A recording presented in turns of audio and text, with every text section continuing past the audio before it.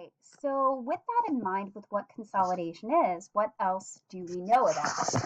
And it turns out the consolidation basically happens in two different phases. And so, first of all, what is going to happen when a long term memory is formed is you are first going to get storage in the hippocampus. And in the second phase, and this is really only for our declarative memories, so episodic and semantic only, those are going to be transferred to the cerebrocortex. And this is a process that will take as few as days, or in some cases, it can take years. So this actually really fits with Jost's law. The older that a memory is, the more likely that it's been distributed throughout the cortex.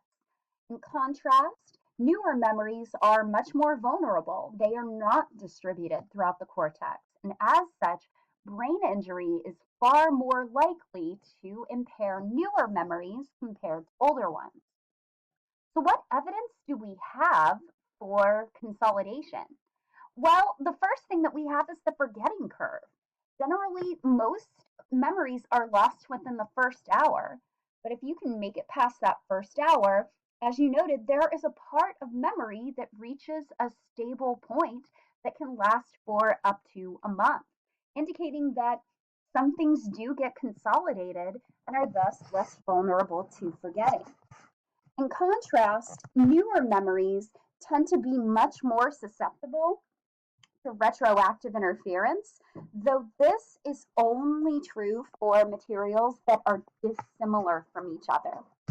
An alcoholic blackout, when you drink so much that you don't remember what you were doing the night before, this often has been argued as being a failure to consolidate. So, if you drink to the point where your hippocampus is effectively inhibited, you're not going to be able to consolidate those memories. The hippocampus is really critical for that. We do know that the memories that you had before you started drinking that evening generally tend to be better remembered. We also know that if you look at neuroimaging studies, newer memories tend to activate the hippocampus. Older ones are much more likely to activate cortical areas. So now let's briefly finish up with a discussion of amnesia. So generally when you talk about amnesia using only books, TV, and movies as your source, you generally get some interesting ideas that are not always factually correct. So, what is amnesia actually? It is a permanent impairment to some part of the memory system.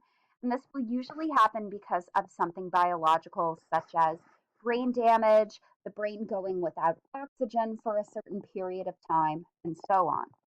Now, let's talk about what amnesia is not. Generally, when I've looked at things in pop culture that talk about amnesia, you'll see something like all memories being forgotten. These people don't remember who they are. They have a complete personality change. The problem is generally created by getting hit on the head, which isn't wrong. Brain damage does account for a lot of amnesia cases, but it's also cured by a hit on the head.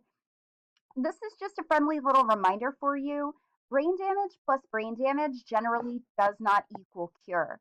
Brain damage plus brain damage typically tends to lead to more brain damage. And then finally, one of the other things that we tend to see in pop culture is that it is not physical damage that causes an amnesia, but rather a traumatic experience. And that can certainly happen, but in those particular cases, the amnesia is often reversible and is more of a psychological issue than a biological one. And you can read more about those different types of amnesias in things like the Diagnostic Statistical Manual of Disorders, because that's more of a psychological disorder than a biological problem. So there are two main types of amnesia. The first is what is referred to as retrograde amnesia. This is a case where you cannot remember details learned prior to amnesia. Usually, this will occur in people who have been had brain damage or they've had surgeries or things like that. Generally, the time before that incident that led to the brain damage usually cannot be recovered. So, most people that have amnesia will occasionally have a little bit of retrograde amnesia for the events leading up to the brain damage. But most of the time, when researchers talk about amnesia, we are typically thinking about anterograde amnesia. This is when you are unable to form new memories. And so, probably one of the most famous cases of anterograde amnesia that we have is the case of Henry Molaison, who underwent surgery to treat medically intractable epilepsy. So, he was suffering from incredibly debilitating seizures. And so, what they ended up doing was they ended up cutting out a good chunk of both sides of his temporal lobe.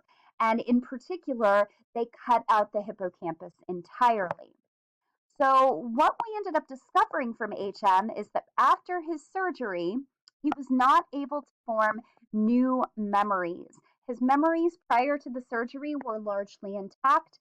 He was not able to form new ones after his surgery, after that damage.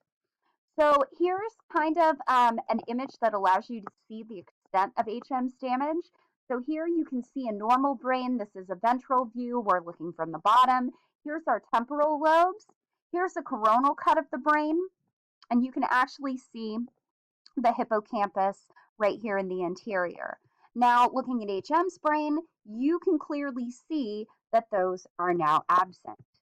So, one of the things that's really important about HM's brain damage is that it also helped us figure out what things the hippocampus is helpful for and what things the hippocampus is not helpful for. And really, HM's case highlights the distinction between explicit and implicit memory. HM could not form new semantic memories and could not form new episodic memories. So if you walked in to take care of him and you talked with him and you met with him, and then you came in maybe a couple of hours later, he wouldn't remember who you were. That's an episodic memory in that case. In contrast, if you gave something like this Tower of Hanoi puzzle to HM, this is a pretty simple puzzle. I have this in my office actually.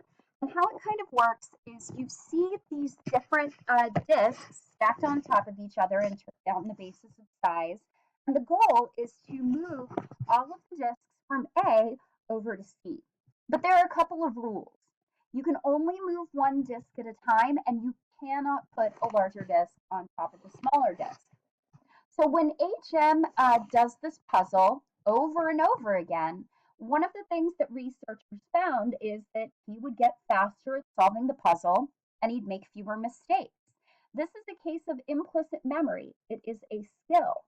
But if you asked him if he had ever performed this particular puzzle before, he would say no, because his memory of doing the puzzle is technically an episodic memory. So he'd get better and better at doing the puzzle, but he would constantly say he'd never done it before. So this really highlights the importance of the distinction between explicit and implicit memory. HM could do some things relatively well. As you can see here, he has actually managed to draw the layout of his house, which is also a bit of an implicit memory. And so he can remember the explicit memories from before the surgery, but he can't form new ones. So that's really all I have for you. I think you'll be in a pretty good position to handle the exam, and I will see you at the review session tomorrow night. Have a great day.